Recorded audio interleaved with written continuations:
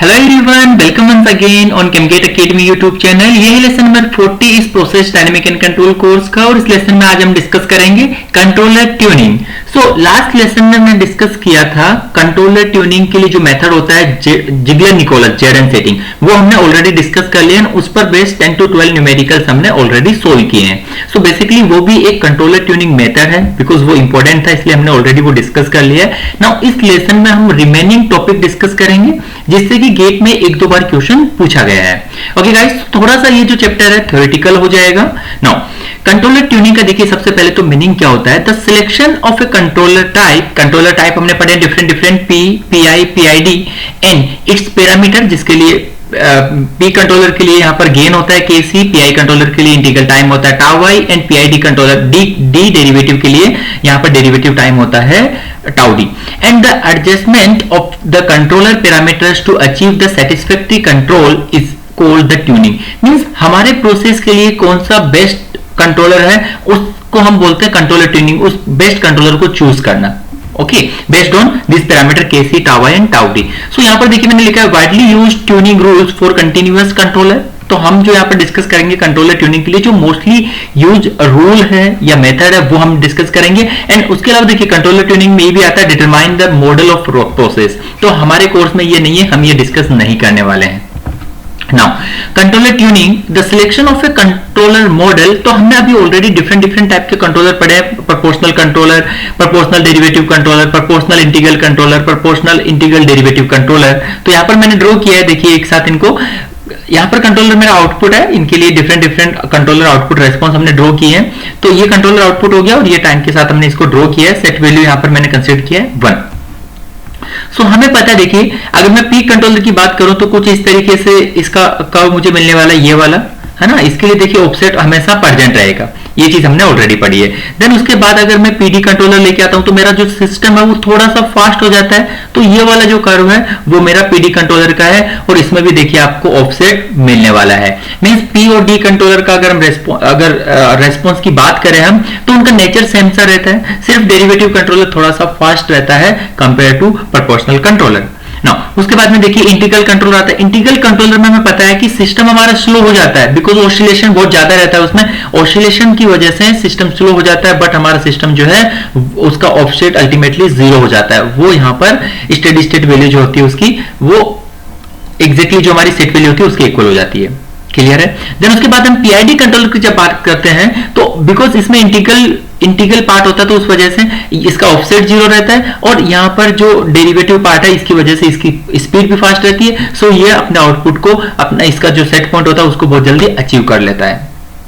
तो इसलिए most complicated controller भी पीआईडी कंट्रोलर होता है और अगर बेस्ट कंट्रोलर बोले तो भी पीआईडी कंट्रोलर होता है। लेकिन उसकी ट्यूनिंग टिपिकल मतलब इतनी इजी ट्यूनिंग नहीं रहती है ना कंट्रोलर के लिए। जैसे जैसे आप कंबाइन करते जाओगे किन्हीं चीजों को तो आपको पता है कि वो कॉम्प्लिकेटेड होती जाती है। सिमिलरली यहाँ पर कंट्रोलर के केस में भी ऐसा है। सिंपल आपके पास प्रोपोर्शनल कंट्रोलर तो आप सिस्टम को डिफाइन करने के लिए आपके पास में एक ही पैरामीटर है केसी, प्रोसेस गेन। जैसे प्रोसेस गेन कंट्रोल इंक्रीज करोगे डिक्रीज करोगे वैसे ही आपका कंट्रोलर आउटपुट जो है रेस्पॉन्स है वो हमें मिलेगा। लेकिन जैसे ही डेरिवेटिव कंट्रोलर की बात आती है तो वहां पर आपका controller gain plus derivative time tau D आ जाता है। सिमिलरली जब पीआईडी की बात आती है तो उस केस में आपका controller gain, integral time and derivative time, ये तीनों टाइम वहां पर प्रेजेंट होती है। तो इन तीनों टाइम के साथ में आपका कंट्रोलर का रेस्पॉन्स जो है वो वेरी करेगा। एक भी टाइम इंक्रीज होती है डिक्रीज होती है तो उस केस में हम बोलते हैं कि कॉम्प्लेक्स हो जाता है हमारा। जैसे जैसे हम कंट्रोलर कंबाइन करते जाते हैं वैसे वैसे हमारा जो कंट्रोलर हमें मिलता है वो कंट्रोलर कॉम्प्लेक्स होता जाता है। सो सिंपल से हम बात करें यहाँ पर देखिए फर्स्ट मैंने लिखा है पी कंट्रोलर। तो पी कंट्रोलर को हम बोलते हैं प्रोपोर्शनल कंट्रोलर। और अगर इसके लिए हम देखें इंपॉर्टेंट टाइम तो देखिए ये बेसिकली ओवरशूट जो प्रोड्यूस करता है इसका ओवरशूट हाई रहता है ना। इसका जब मैग्नेट इसका देखिए यहाँ पर मैक्सिमम है यहाँ पर पी कंट्रोलर के लिए ये मैक्सिमम वैल्यू जो है वो अगर मैक्सिमम तो उस केस में उसका ओवरशूट भी मैक्सिमम होता है बिकॉज ओवरशूट क्या होता है A by P maximum value upon ultimate value of the response upon ultimate value of the response. तो इस केस में देखिए प्रोपोर्शनल कंट्रोलर का कर्व सबसे ऊपर है, मींस इसके लिए सबसे ज्यादा आपको ओवरशूट मिलने वाला है। और उसके साथ में देखिए ओवरशूट भी रहेगा, इसका ओवरशूट हाई रहेगा और साथ में इसका जो ऑसिलेटरी है नेचर वो भी ऑसिलेटरी भी रहेगा। बेसिकली ऑसिलेटरी नेचर रहेगा नहीं रहेगा वो तो डिपेंड करता है जीटा की वैल्यू पे, है ना। तो लेकिन हम मोस्टली हम जो कंट्रोलर डिस्कस कर रहे हैं, जहां पर कंट्रोलर की बात आ जाती है, तो वहां पर हम जीटा लेस देन 1 वाला केस ही डिस्कस करते हैं अंडर डैम्प सिस्टम, और वहां पर ऑलवेज आपका जो कंट्रोलर है उसका रेस्पॉन्स जो है वो ऑसिलेटरी नेचर का रहता है। देन उसके अलावा हमें पता है कि पी कंट्रोलर के लिए ओवरशूट ज्यादा मिलेगा, ऑसिलेटरी नेचर रहेगा, और इसके साथ में जो ऑफसेट है वो प्रेजेंट रहेगा। ऑफसेट जो वो ऑलवेज प्रेजेंट रहेगा, और ऑफसेट क्या होता है, ultimate value of the response minus set value. Clear है? ऑफसेट ऑलवेज प्रेजेंट रहेगा सिस्टम में पी कंट्रोलर की केस में। नेक्स्ट हम बात करते हैं यहाँ पर पीडी कंट्रोलर। देखिए एक तरीके से आप देख सकते हो कि ये जो लेसन है आपका जितने भी हमने कंट्रोलर पढ़े हैं उनका कंक्लूजन पोर्शन हम यहाँ पर डिस्कस कर रहे हैं। हर एक कंट्रोलर में अभी तक हमने क्या पढ़ा है उसी के बेस पर मैं यहाँ पर कमेंट करूंगा कि कौन सा कंट्रोलर हम कम यूज करते हैं, या फिर ये जो ट्यूनिंग पैरामीटर सेटिंग्स होती है वो उसी के बेस पर डिसाइड होती है। नो, देखिए नेक्स्ट है पीडी कंट्रोलर। सो पीडी कंट्रोलर में यहाँ पर मैंने लिखा है the response exhibits a smaller overshoot. तो यहाँ पर ओवरशूट स्मॉलर रहता है, जैसे कि मैंने पीप कंट्रोलर में बोला ओवरशूट आपको ज्यादा मिलता है, यहाँ पर आपका स्मॉलर ओवरशूट रहता है। And a similar period of oscillation, similar period of oscillation मैंने बोला है compare to the response for P controller, mean इसका जो नेचर होता है वो पी कंट्रोलर के सिमिलर होता है। पीरियड ऑफ ऑसिलेशन अगर हम कंपेयर करें तो वो भी सेम सिमिलर रहता है। No, offset is always less than, offset is always less than that for P controller. यहाँ पर सेकंड जैसे कि ओवरशूट लेस रहता है उसी की तरह यहाँ पर जो ऑफसेट है वो भी लेस रहता है। ओके, नेक्स्ट देखिए अभी ऑफसेट लेस क्यों रहता है, बिकॉज पीडी कंट्रोलर की जो स्पीड है वो फास्ट हो जाती है। स्पीड जो है यहां पर स्पीड यहां पर फास्ट हो जाएगी इस केस में, तो उस केस में आपका सिस्टम जो है बेसिकली उसका ऑफसेट ज्यादा नहीं रहेगा, वो सर जल्दी से उसकी जो steady state new steady state value उसको अचीव कर लेता है। तो उस केस में आपका सिस्टम फास्ट होता है और ऑफसेट आपका डिक्रीज हो जाता है। Next pi controller. Pi controller के लिए हमें एक इंपॉर्टेंट टर्म पता है कि इसमें आपको ऑफसेट ऑलवेज जीरो मिलता है, offset is equal to zero अगर हम इंटीग्रल पोर्शन यूज करें तो। So response is about the same overshoot as a P controller. यहां पर जो ओवरशूट है वो सेम मिलता है as a P controller, but that the period is larger. Okay, लेकिन यहां पर जो पीरियड होता है वो लार्ज होता है, बिकॉज पीआई कंट्रोलर बेसिकली देखिए यहां पर भी ऑसिलेटरी नेचर रहेगा, लेकिन अल्टीमेटली यहां पर ऑफसेट जीरो होने वाला है, तो आपको लार्जर पीरियड का मतलब कि आपको ज्यादा टाइम लगने वाला है स्टेडी स्टेट वैल्यू को अचीव करने के लिए, मींस इसलिए यहां पर लार्जर लिखा हुआ है। So offset equal to zero after a relatively long settling time. तो ये लार्ज पीरियड ऑफ जो यहां पर मैं ऑसिलेशन बोल रहा हूं पीरियड इज लार्ज है ना, मतलब कि स्टेबल होने के लिए जो पीरियड है जो टाइम है वो यहाँ पर लार्ज है, इसलिए हम बोल रहे हैं कि रिलेटिवली लॉन्ग सेटलिंग टाइम हमें चाहिए होता है पीआई कंट्रोलर के केस में। सो मोस्ट बेनिफिशियल, लेकिन यहाँ पर इंपॉर्टेंट टाइम है कि जो ऑफसेट है वो ऑलवेज आपको जीरो मिलता है, सिस्टम आपका स्टेबल होता है। Most beneficially influence of the integral action in the controller is the elimination of offset.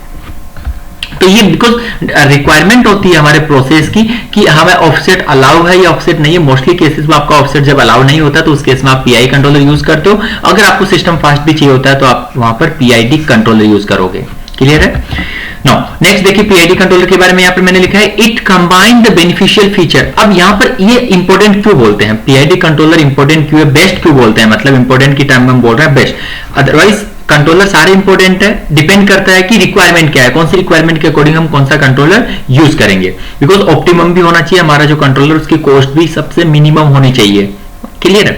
So PID controller जो है उसको मैं इसलिए बेस्ट बोलता हूं बिकॉज यहां पर लिखा है कि it combines the beneficial features of PD and pi controller. हमें पता है कि आई एक्शन है उसकी वजह से यहां पर ऑफसेट जीरो हो जाएगा, एंड जो डी कंट्रोलर है डी एक्शन जो है उसकी वजह से यहां पर सिस्टम की स्पीड इंक्रीज हो जाएगी, सिस्टम फास्ट मेरा हो जाएगा, मतलब कि स्टेडी स्टेट वैल्यू को जल्दी से अचीव कर लेगा। The response is lower overshoot, the response is the lower overshoot and return to the set point more quickly than the response for other type of the controller. Means सबसे जल्दी ये set point value को ये achieve करता है। यहां पर मैंने लिखा offset equal to zero always due to the integral effect eliminate the offset. PID controller भी है, सिमिलरली पीआई कंट्रोलर की तरह आपका जो ऑफसेट है उसको एलिमिनेट कर देगा सिस्टम में। Now next the addition of derivative action. जैसा मैंने बोला है कि डेरिवेटिव एक्शन को ऐड करने से यहाँ पर स्पीड तेज हो जाती है सिस्टम की, तो वो स्टेटमेंट यहाँ पर लिखा है the addition of the derivative action speeds up the response by contributing to the controller output a component of the signal that is proportional to the rate of change of the process variable. Now next कुछ example यहां पर लिखे हैं, देखिए इनका क्या मतलब है। सिमिलरली एग्जांपल भी कि कौन सी कंडीशन में हम कौन से टाइप का कंट्रोलर यूज करेंगे। तो सिंपल से यहां पर पहला स्टेटमेंट लिखा है for simple and low order process. So अगर आपका प्रोसेस सिंपल है और लो ऑर्डर प्रोसेस है तो उस केस में लो ऑर्डर प्रोसेस का मतलब क्या होगा, first order and second order system, जहां पर कि हम टॉलरेट कर सकते हैं offset, that can tolerate some offset. तो उस केस में हम यूज करेंगे P controller and PD controller is satisfactory. So for other process that can not tolerate offset, अब यहां पर आपको कैसे पता चलेगा कि कौन सा प्रोसेस आपका जहां पर ऑफसेट टॉलरेट कर सकते हो नहीं कर सकते, तो वो सिंपल सी बात है, वो आपका प्रोसेस जो है, जैसे कि मैं बोलता हूं कि टेम्परेचर है ना, टेम्परेचर हो गया, तो टेम्परेचर कंट्रोल के केस में, प्रेशर कंट्रोल के केस में, तो वहां पर देखिए आप एग्जाम्पल प्रेशर कंट्रोल ले लीजिए, वहां पर आप ऑफसेट बिल्कुल भी टॉलरेट नहीं कर सकते। लाइक अगर आपकी सेट वैल्यू अगर 50 है, 50 केजी पर सेंटीमीटर स्क्वायर अगर आपके सिस्टम का प्रेशर है तो आपको 50 ही चाहिए, ऑफसेट नहीं चाहिए वहां पर। जैसे मैंने आपको एक एग्जांपल लेके बताया था कि ऑफसेट अगर जो टाउडी की वैल्यू अगर 0.2 से अगर वो 0.25 भी कैलकुलेट कर ली गई तो उस केस में आपका ऑफसेट 40-50% ऑफसेट आपको मिल जाता है।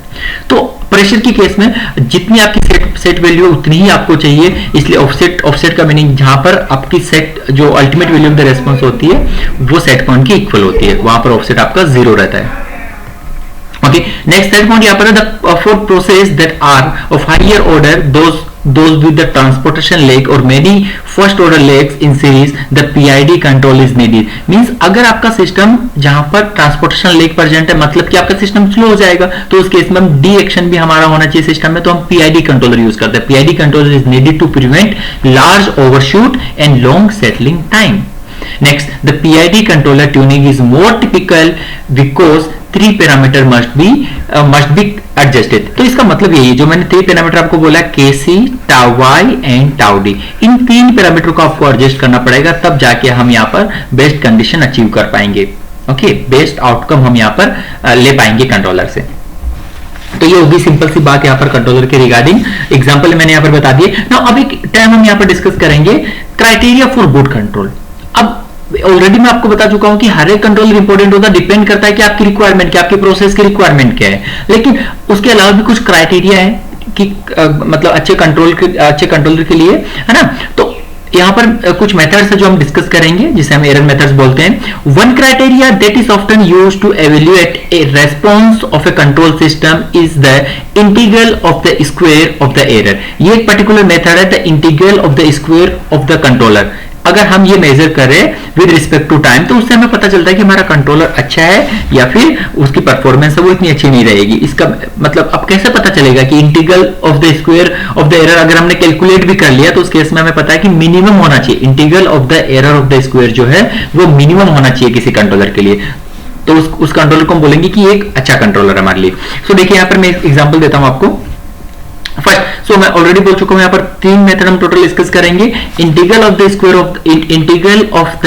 Of the error, then integral of the absolute value of the error, then integral of the time weighted absolute error. अब ये मेथड मैं आपको क्यों यहाँ पर पढ़ा रहा हूं, इसका रीजन ये है कि ऑलरेडी गेट 2014 में 1 मार्क्स का क्वेश्चन आपको पूछा गया है इस पर्टिकुलर टॉपिक से। क्लियर है? सो देखिए, integral of the square of the error, इसको हम किस तरीके से रिप्रेजेंट करेंगे। देखिए, इसको शॉर्ट फॉर्म में मैं लिख रहा हूं integral of the square of the error, और इसके लिए हमें मिलेगा यहाँ पे mathematical relation, integration from 0 to infinity of error square with respect to dt। तो ये मेरा हो गया फॉर्मूला यहाँ पर integral of the square of the error ISE के लिए, where epsilon is the error, और एरर हम लिखते हैं set point minus control variable. Clear है? ये हो गया यहां पर एरर। नाउ नेक्स्ट देखिए, सो पहला हमने यहां पर डिस्कस किया, जो मेथड में बता रहा हूं यहां पर आपको, integral of the square, okay, integral of the square of the error ISE, short form में याद रख सकते हो आप। तो integral of the square of the error जो है, इसके लिए हमने रिलेशन यहां पर लिखा ISE के लिए, integration of e square dt from 0 to infinity ये जो है ये आपका मिनिमम होना चाहिए किसी सिस्टम के लिए, मिनिमम वैल्यू ऑफ, यहां पर ऑब्जेक्टिव हमारा है, objective is to obtain the minimum value of ISC. Now next देखिए सेकंड जो है वो है integral of absolute error, integral of the absolute value of error. तो यहां पर मैं लिखूंगा IAE। सो IAE जो है बेसिकली वो हो जाएगा integration from 0 to infinity of modulus of error dt।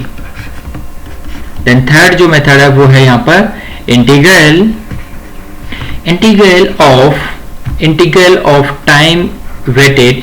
Of time weighted absolute error, time weighted absolute error ITAE। तो इसके लिए मैं लिखूंगा IAE, so IT integral time यहां पर आ गया, टाइम वेटेड है, so integral time weighted absolute error ITAE is equal to integration from 0 to infinity. तो यहां पर देखिए मैं लिख रहा हूं modulus of error multiply by T into dt। अब आप सोच रहे हो कि हमेशा ये वैल्यू आपको देखिए एरर का स्क्वायर है तो ये इससे ज्यादा मिलेगी और यहां पर मल्टीप्लाई बाय टी है तो ये, ऐसा कोई नहीं है। देखिए डिपेंड करता है एरर की जो एरर कितना हमें मिल रहा है, उसके अलावा मैटर करता है कि कितने टाइम में वो मिल रहा है। तो उसके अकॉर्डिंग आपको ये जो इंटीग्रेशन है डिफरेंट वैल्यू आपको देने वाले हैं। तो उसके केस में यहां पर फिक्स किया जाता है कि कौन सा कंट्रोलर आपका बेस्ट है, गुड, मतलब इसे हम बोलते हैं गुड क्राइटेरिया फॉर कंट्रोलर। सो यहाँ पर इंपॉर्टेंट है, इनको देखिए आप डायरेक्टली याद कर लीजिए। इनके लिए जो स्टेटमेंट है मैं आपको बता दूं, गेट 2014 में जो क्वेश्चन पूछा गया था 1 मार्क्स का, वो पूछा गया था डायरेक्टली आपको स्टेटमेंट, एक क्वेश्चन पूछा गया था the integral of time weighted absolute error. वहां पर ऑप्शंस गिवन थे ABCD, आपको वहां पर चूज करना था करेक्ट ऑप्शन। अगर आपको करेक्ट पता था, अगर आपने पढ़ा होगा इसको कभी, उसी केस में आप उस क्वेश्चन को अटेंड कर सकते थे या सोल्व कर सकते थे। तो इसलिए मैं देखिए हर एक उस टॉपिक को जहां से कभी कभी क्वेश्चन पूछा गया, इतना गेट पॉइंट ऑफ व्यू से इंपॉर्टेंट नहीं, लेकिन उसको भी मैंने यहाँ पर कवर किया है। ऐसे 2 से 3 टॉपिक किए, जैसे ये वाला कंट्रोलर ट्यूनिंग मेथड यहाँ पर चल रहा है, जिगलर निकोलस से क्वेश्चन पूछे जाते हैं, उसको हमने बहुत अच्छे से डिटेल में डिस्कस कर लिया है। यहाँ पर देखिए आप याद कर लीजिए इन स्टेटमेंट को। अब डिटेल में ऐसा क्यों होता है, तो ये तो भैया आपका मतलब एक्सपेरिमेंटल मेथड्स है, डिफरेंट एक्सपेरिमेंट करके वहां से एनालाइज किया गया, वहां से ट्यूनिंग करके ये बताया गया कि ये मेथड है यहाँ पर, जिसके बेस पर एक अच्छे कंट्रोलर के लिए हम ये पैरामीटर डिफाइन करते हैं और उससे हम चूज कर सकते हैं कि कौन सा कंट्रोलर बेस्ट है। लेकिन सबसे इंपॉर्टेंट है, डिपेंड करता है कि आपका प्रोसेस कौन सा है। तो डायरेक्टली इनको याद कर लीजिए ना। इसके साथ ही वो क्वेश्चन भी मैंने यहाँ पर लिखा, देखिए यही क्वेश्चन नंबर 149 इस process dynamic and control course का। Integral of the time weighted absolute error ITAE is expressed as.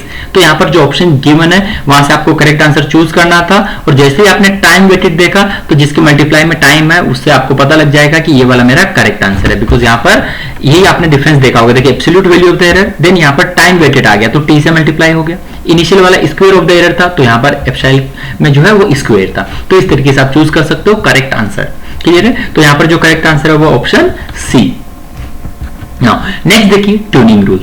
सो मैं अभी ट्यूनिंग रूल्स बता रहा हूं कि ऑलरेडी हमने जिगलर निकोलस जो रूल है वो डिस्कस कर लिया है। उसके अलावा कोहेन-कुन रूल एक है जिसे हम CNC रूल बोलते हैं। जिगलर निकोलस जो रूल था वो क्लोज लूप ट्यूनिंग मेथड्स के लिए होता है। उसके अलावा जब हम सोल्व करते हैं क्वेश्चन तो वहां पर तो हम open loop transfer function use करते हैं। एंड कोहेन-कुन जो रूल है इस केस में आपको ओपन लूप ट्यूनिंग मेथड इसे बोलते हैं। और अब देखिए इसका मतलब क्या है, कोहेन-कुन जो रूल है बेसिकली इसका मीनिंग क्या है।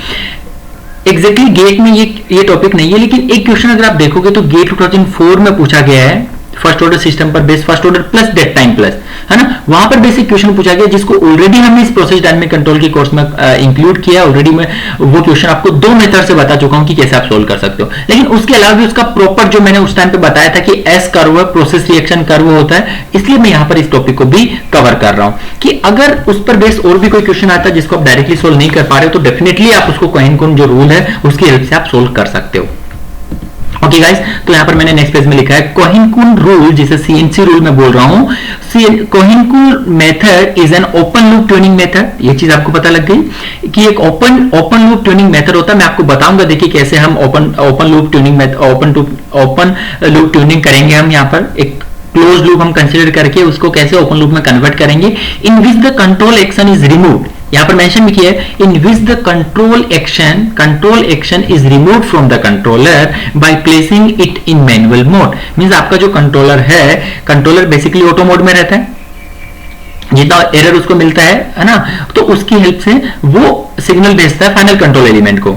लेकिन अगर हम जो कंट्रोलर आउटपुट है उसको सेपरेट कर दे फाइनल कंट्रोल एलिमेंट से और उसको मैनुअल मोड में हम डाल दे, तो उस केस में यहां पर हमें मिलेगा कोहेन-कून ट्यूनिंग हमें मिलने वाली है। So an open loop transient is introduce. यहां पर देखिए हम करने वाले क्या है, उस ओपन लूप जब हम उसको सेपरेट कर देंगे देन उस केस में आपका वो ओपन लूप में कन्वर्ट हो जाएगा क्लोज लूप से। And an open loop transient is introduced by a step change. वहां पर एक हम इनपुट प्रोवाइड करेंगे, स्टेप चेंज इनपुट, जिसका मैग्नीट्यूड वहां पर m रहेगा in the signal to the volt. Okay, the response of the system including the whole process and measuring element is called the process reaction curve। अब ये जो statement बोला है मैंने यहाँ पर, इसको आप इस ब्लॉक डायग्राम से समझ सकते हो। the response of the system including the whole process and measuring element is called the process reaction curve। इसमें कंट्रोलर का ट्रांसफर फंक्शन नहीं रहेगा, इसमें रहेगा यहाँ पर रेस्पॉन्स ऑफ द सिस्टम वोल। देखिए यहाँ पर ये फाइनल कंट्रोल एलिमेंट हमारा आ गया वोल, देन उसके बाद में ये आ गया प्रोसेस, ये प्रोसेस आ गया, एंड ये यहाँ पर मेजरिंग एलिमेंट आ गया। तो ये तीन यहां पर ट्रांसफर फंक्शन इंक्लूड होने चाहिए। उस कर्व को हम बोलते हैं उस कर्व को हम बोलते हैं प्रोसेस रिएक्शन कर्व। क्लियर है? So a typical process reaction curve exhibit an S shape. इस एस शेप का मीनिंग मैं आपको आगे बताऊंगा, ड्रॉ करके कंट्रोलर आउटपुट रेस्पॉन्स। जब हम इस टाइप के प्रोसेस रिएक्शन कर्व में इनपुट प्रोड्यूस करते हैं, स्टेप इनपुट, तो हमें जो आउटपुट रेस्पॉन्स मिलता है वो कुछ एस शेप का मिलता है, इसलिए हम इसे S shape process reaction curve भी बोलते हैं। तो यहाँ पर देखिए सिंपल सा एक ब्लॉक डायग्राम बनाया है, जिसके लिए यहाँ पर इनपुट में देखिए r इक्वल टू 0 हम प्रोवाइड कर रहे हैं, आउटपुट हमारा c है। एंड इसके अलावा देखिए कंट्रोलर के लिए ट्रांसफर फंक्शन gc है, देन फाइनल कंट्रोल एलिमेंट, देन उसके बाद में प्रोसेस, देन उसके बाद मेजरिंग एलिमेंट। तो यहाँ पर देखिए हमने इसको ब्रेक कर दिया है, ये क्लोज लूप था उसको हमने यहाँ पर ओपन लूप बना दिया है। देखिए इसलिए मैंने ओपन लूप लिख दिया है, यहां से हमने ब्रेक कर दिया और ब्रेक करने के बाद में फाइनल कंट्रोल एलिमेंट में हमने एक सिग्नल सेंड किया है स्टेप इनपुट। ये है block diagram of a control loop for measurement of a process reaction curve. अब देखिए यहाँ पर कुछ point regarding process reaction curve. So after the process, first point यहाँ पर है, after the process reaches steady state at normal level of operation switch the controller to manual. Means हमने उस कंट्रोलर को ऑटो मोड से manual में switch कर दिया है और इसको हम कहते हैं this is called the bumpless transfer. इस मीनिंग का क्या मीनिंग मतलब यहां पर है और ये किस लिए हम यूज करते हैं, बेसिकली अल्टीमेटली तो ये मैग्नीट्यूड ही है। देखिए जब हमारा प्रोसेस होता है वो स्टेडी स्टेट कंडीशन को अचीव कर लेता है। After the process reaches steady state at the normal level of operation switch the controller to manual. Means उसका जो मैग्नीट्यूड रहेगा उस कंडीशन में वो हमारा होगा बम्पलेस मैग्नीट्यूड, इसे हम बोलते हैं this is called the bumpless transfer. With the controller in the manual mode introduce a small step change in the controller output that goes to the wall and recorded the transient which is the process reaction curve। और basically वो signal किसको मिलता है, final control element जिसे हम wall बोल रहे हैं, और उस अनस्टेडी स्टेट नेचर को वो यहाँ पर रिकॉर्ड करता है बेसिकली। तो ये हो गया second point. Now third point, अब इंपॉर्टेंट ये है, draw a straight line tangent to the curve at the point of inflection. इसको हम नेक्स्ट स्लाइड में डिस्कस करते हैं। देखिए यहाँ पर आपको समझ नहीं आएगा ये। Now draw a straight line tangent to the curve at the point of inflection. यहाँ पर मैं आपको बता रहा हूँ कि देखिए ये हमने इनपुट प्रोवाइड किया और ये हमारा आउटपुट रेस्पॉन्स है। ये इनपुट है यहाँ पर, जहां पर देखिए हम स्टेप इनपुट प्रोवाइड कर रहे हैं, step input final control element valve को। यहां पर देख सकते हो आप ये स्टेप इनपुट के लिए हमने ड्रॉ किया है। नाउ आउटपुट में देखिए कुछ इस तरीके का हमें कर्व मिलने वाला है। ये मैं final ultimate value of the response से ड्रॉ कर रहा हूं इसको। कुछ इस तरीके का हमको ये रेस्पॉन्स मिलता है। तो हमने क्या किया है, यहां पर देखिए एक टेंजेंट लाइन ड्रॉ की है और इस लाइन की देखिए मैंने स्लोप डिफाइन की है bu अपॉन टी। यहां पर स्लोप होगी इस लाइन के लिए। और यहाँ पर ये बी देखिए जो वाई एक्सिस पे है, टी यहाँ पर टाइम वाई एक्सिस पे, और यहाँ पर एक टाउ डी टाइम भी है। देन उसके अलावा ये जो है बी बेसिकली मैग्नीट्यूड है। ओके, सो अब ये जो टेंजेंट लाइन हमने ये जो स्ट्रेट लाइन एक ड्रॉ की है, straight line tangent to the curve at the point of inflection, basically इसकी जो स्लोप है उसको हम डिफाइन करेंगे बी बाई टी से। So the interaction of the tangent line with the time axis is the apparent. यहाँ पर जो tau d टाइम है ये उसके लिए लिखा है कि the interaction of the tangent line with the time axis means ये जो टेंजेंट लाइन हम ड्रॉ कर रहे हैं इसका इंटरेक्शन देखिए इसके साथ में हो रहा है यहाँ पर, और इंटरेक्शन हो कि जब जिस पॉइंट पर ये यहाँ पर टाइम एक्सिस पर यहाँ पर देखिए यहाँ पर जब रीच करती है तो इस केस में इस पर्टिकुलर पॉइंट को हम बोलेंगे tau T. The interaction of the tangent line with the time axis is the apparent transport leg जिसे हम डिनोट कर रहे हैं टाउ डी से. तो मैं लिख सकता हूं यहां पर apparent first order time constant. सो ये ट्रांसपोर्टेशन लेग है, टाइम कांस्टेंट को हम टी से ये डिनोट कर रहे हैं यहां पर, तो ये हो जाएगा हमारा t equal to bu upon s. t time constant is equal to bu by s, where s is the slope and slope s equal to bu by t. Okay यहां पे आप लिख सकते हो कि s इधर आ जाएगा तो ये bu by t बन जाएगा. यहां से ही हमने ये चीज बेसिकली लिखा है, the apparent first order time constant t is equal to bu by s. Okay, where bu is the ultimate value of the b at large t. The ultimate value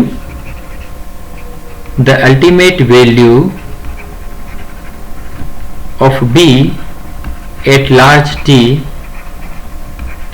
and जो s यहां पर है basically already मैं बता चुका हूं कि slope है टेंजेंट लाइन का. s is the slope of tangent line. Clear है? नाउ नेक्स्ट देखिए हम लिख सकते हैं kp steady state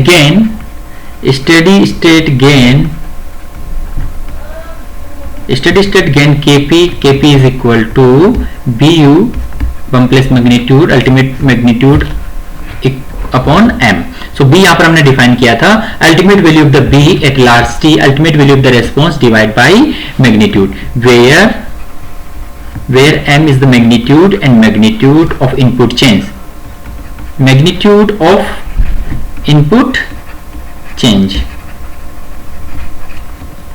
Now next is the fourth, using the value of kp, t and tau d, the controller setting are found. The controller setting are found.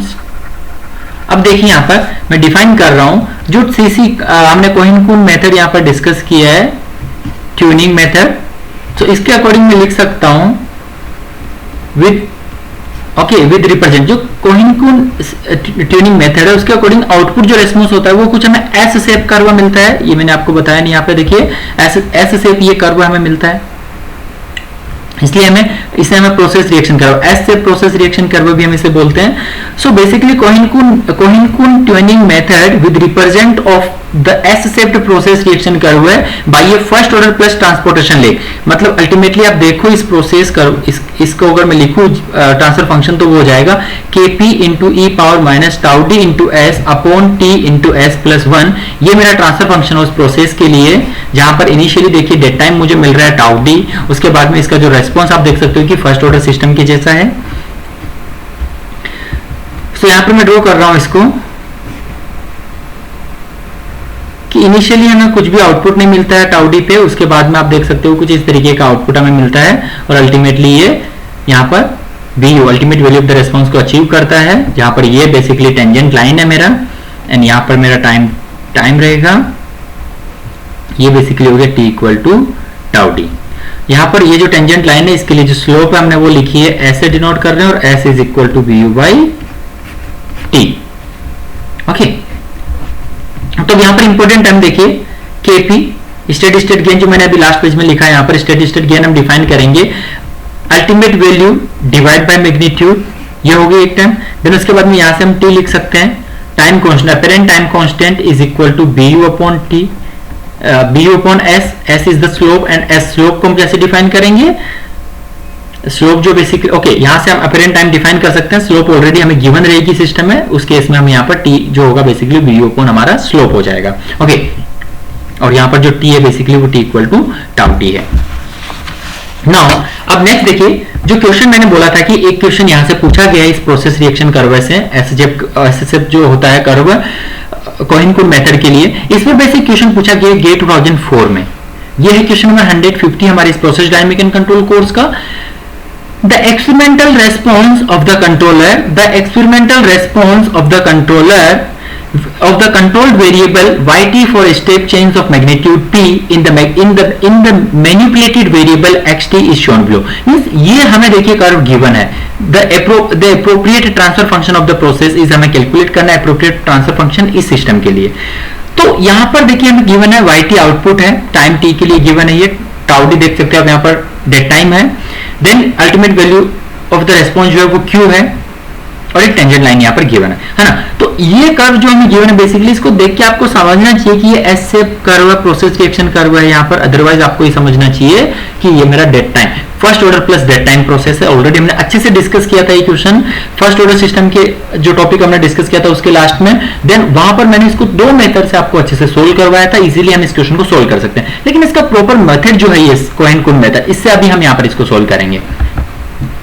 तो देखिए यहाँ पर आपको ऑप्शन गिवन है, ऑप्शन में आप देख सकते हो कुछ इस तरीके से first order into dead time system, first order into dead time system के ही आपको सारे ऑप्शन गिवन है। मींस ये जो कर्व है ये आपका first order system plus dead time system के लिए आउटपुट रेस्पॉन्स होगा। तो इसको हम कैसे सोल्व करेंगे, देखिए सॉल्यूशन यहाँ पर, ये बेसिकली एस शेप्ड कर्व है, S shaped process reaction curve हम इसे बोलेंगे प्रोसेस रिएक्शन कर्व, और इसे हम कोहेन-कून मेथड भी हम इसको बोलते हैं। सो यहाँ पर हमें पता है जो टेंजेंट लाइन गिवन है, टेंजेंट लाइन, इसके लिए हम स्लोप लिखे, अगर टेंजेंट लाइन के लिए स्लोप हो जाएगी s equal to vu by T. Then इसके अलावा टाइम कांस्टेंट, यहां से टाइम कांस्टेंट मुझे मिल जाएगा, टाइम कांस्टेंट हो जाएगा मेरा t is equal to vu by s slope. And इसके अलावा हमने पढ़ा है कि जो स्टेडी स्टेट गेन है, यहाँ पर स्टेडी स्टेट गेन वो हो जाएगा kp equal to bu by magnitude m, जो इनपुट का मैग्नीट्यूड हमें गिवन है। तो यहाँ पर अगर आप क्वेश्चन को अच्छे से रीड करोगे तो आपको दिखेगा कि स्टेप चेंज इनपुट जो है वो है step change of magnitude m, और सॉरी ऑफ मैग्नीट्यूड p, मतलब इस m की जगह हम p पुट करेंगे अभी। सो देखिए हमें अल्टीमेट वैल्यू, अब मैं यहाँ पर लिख रहा हूँ ग्राफ से, हमारा जो क्वेश्चन है उसके अकॉर्डिंग, या क्वेश्चन आप बोल सकते हो, हमारे क्वेश्चन में गिवन है कि ultimate value of the response जो यहाँ पर है वो गिवन है q। देखिए यहाँ पर q गिवन है, b गिवन नहीं, यहाँ पर q गिवन है, मींस bu यहाँ पर q गिवन है। उसके अलावा यहाँ पर जो स्लोप है वो बेसिकली r गिवन है, स्लोप जो है वो सिस्टम के लिए हमें गिवन है r,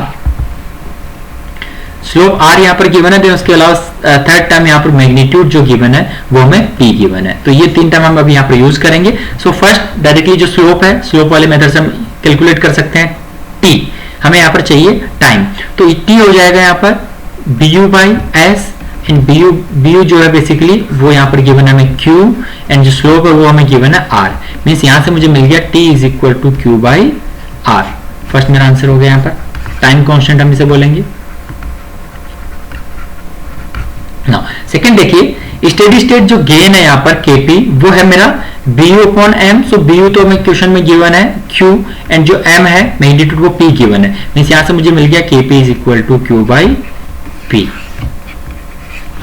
सो हमने टाइम कांस्टेंट कैलकुलेट कर लिया, फिर टाइम कांस्टेंट, एंड यहाँ पर हमने kp स्टेडी स्टेट गेन भी कैलकुलेट कर लिया। सो अब मैंने बोला है कि ये जो सिस्टम है बेसिकली वो first order process, first order plus dead time process के लिए होता है। सो ये हो गया kp into e power minus tau D into S upon tau into S plus 1, where t is the q by r and kp is q by p। इसको हम put कर देंगे यहाँ पर, तो हमें करेक्ट आंसर मिल जाएगा q by p into e power minus tau D into S upon tau, जो टाइम यहाँ पर कांस्टेंट है यहाँ पर वो हो गया मेरा q by r into S plus 1। ये मेरा आ गया करेक्ट आंसर यहाँ पर, ऑप्शन जो कि है सी ऑप्शन यहाँ पर करेक्ट आंसर है।